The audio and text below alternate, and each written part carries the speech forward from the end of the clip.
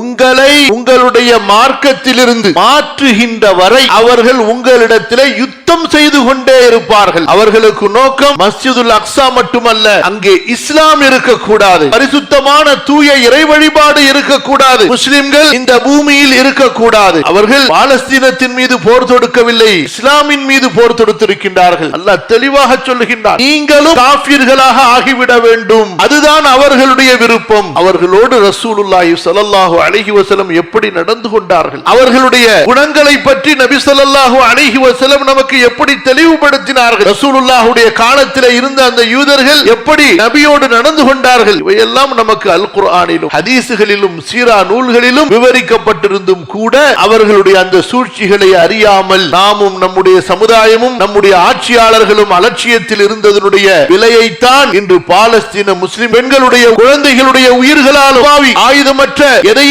செய்வதற்கு சக்தியற்ற அந்த பலவீனமான சமுதாயத்தின் உயிர்களாலும் நாம் கொடுத்துக் கொண்டிருக்கிறோம்.